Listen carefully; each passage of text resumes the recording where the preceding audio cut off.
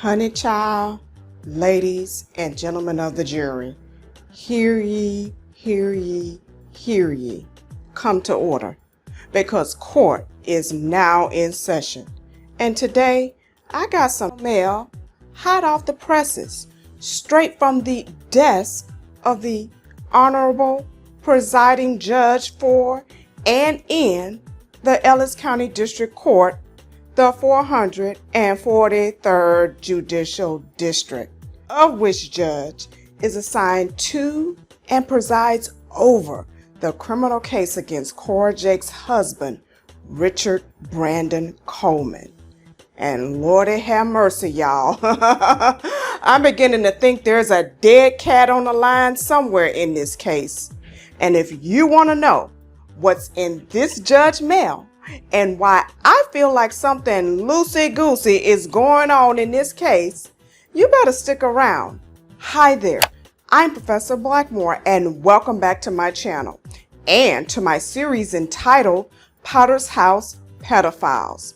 And if you want to get caught up on all of the facts that I provided directly from the criminal court file pertinent to the criminal court indictment surrounding the arrest of Richard Brandon Coleman, the husband of Cora Jakes Coleman, aka the daughter of BishopTDJakes of the Potter's House Church, please watch my entire series.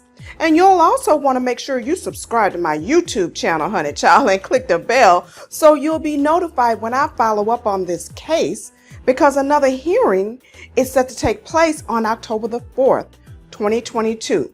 And you know I'm going to have my ear pressed straight up against them streets, honey. And I hope you'll also consider donating to this video by clicking the super thanks heart button below as well. And while I usually take this series in the afternoon, my spirit won't let me be at peace until I drop all the hot tea. So I'm coming to you first thing this morning, honey child. And so, as you know, the indictment alleges that Cora Jake's husband touched their adopted daughter on one or more occasions in an inappropriate manner in Tarrant County and in Ellis County. Now, he was arrested in May in Grand Prairie, Texas, which is also very suspicious to me, but let me stay focused. And eventually, he was taken to the Ellis County Jail, where he's been ever since. Now, thereafter, on or about June the 9th, 2022, a grand jury in Ellis County returned a 5-count indictment. And on that same day, the court set his first appearance setting to take place on August 26, 2022.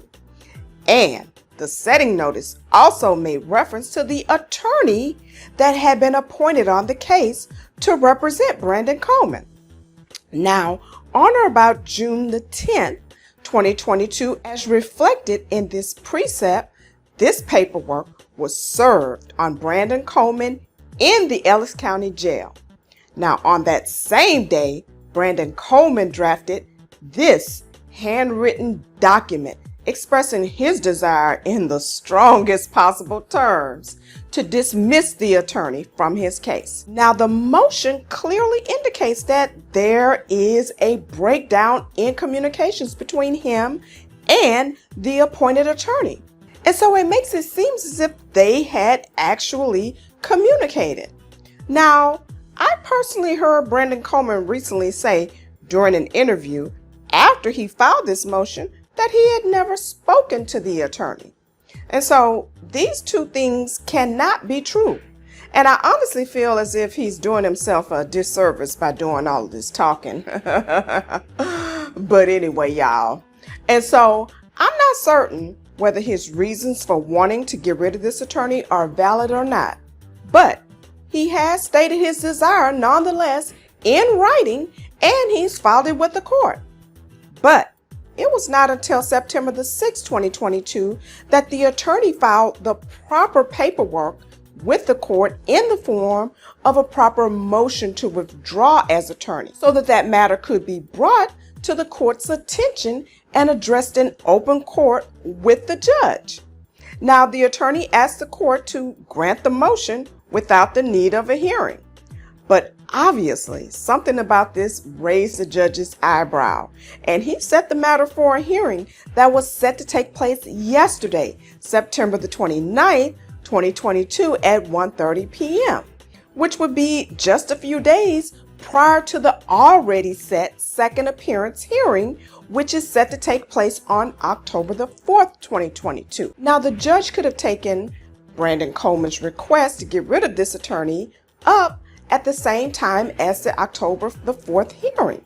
And so I found it interesting that the judge set the attorney's motion to withdraw to be heard just a few days prior to the October the 4th hearing. And now if you go back and watch my prior video at that time, I stated that while I expected the judge to grant the motion, since both parties have written motions on file, the judge could very well deny the motion and order that the attorney remain on the case. And I stated further that I would be shocked if that happened.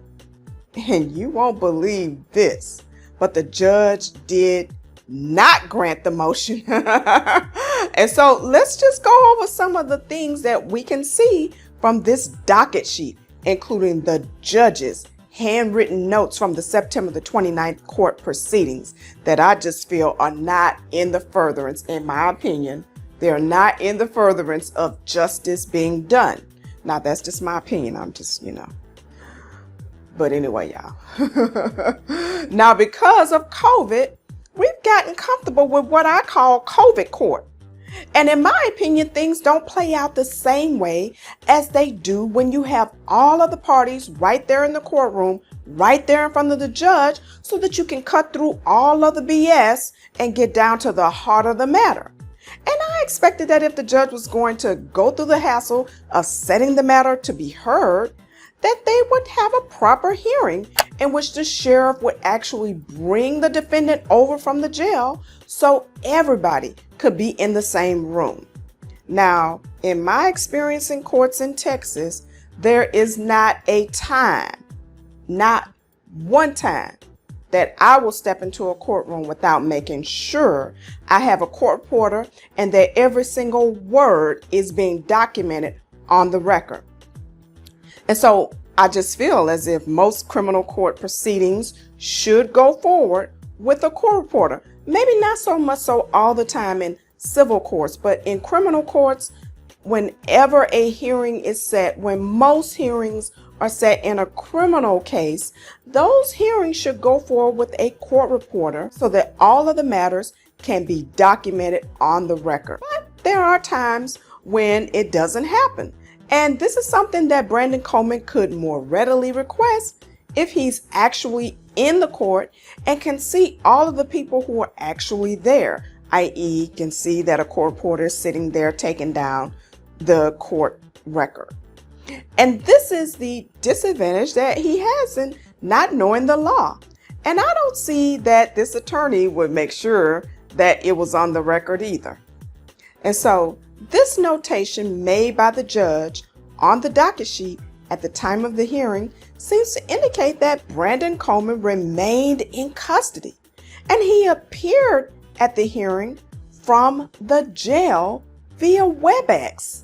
And now, I don't know if the man is innocent or guilty, but in my opinion, this is outrageous, okay? Now, I originally thought that this attorney was appointed on June the 9th, 2022, and I couldn't understand why or how Brandon Coleman was so quickly able to determine on June the 10th, 2022, that he didn't want this attorney. But when you look at this notation, it seems to purport that the judge actually appointed the attorney as early as May 23rd, 2022. And now if you go back and review my prior video on this in part 3, when Brandon Coleman first filed his motion to get rid of the attorney, my original assessment was that this attorney must have had some type of communications with Brandon Coleman, and I got the feeling he may have been talking to him about taking a plea, and that was what got Brandon Coleman so hot and bothered and urged him to file the motion to get rid of the attorney. And I'm beginning to think that is exactly what's going on here. But whatever is going on though, the judge ain't buying it, because he states here that the court did not grant the motion to withdraw, but he does state that the court can revisit the issue. Now, this case is reset to take place on October the 4th, 2022 at 8:30 a.m., at which time the court is supposed to take up the second appearance hearing that was reset so that the attorney could file a proper motion to withdraw. Now, I find that this is all highly suspicious, y'all. And while I can't quite put my finger on it, there is a definite dead cat on the line somewhere. And I'll state again that I think this bail being set at $150,000 is too high for this case. But it seems everybody, including the defense attorney, is all right with it. I mean, even if I don't think it will be granted, you still want to file a motion, and you still want to make sure that written motion is on file. And there is absolutely nothing on file about lowering this bail. I mean, I just get the feeling of loosey-goosey dancing all around in my spirit about this case. And like I said before, I don't know if this man is guilty or innocent, but something just ain't right here.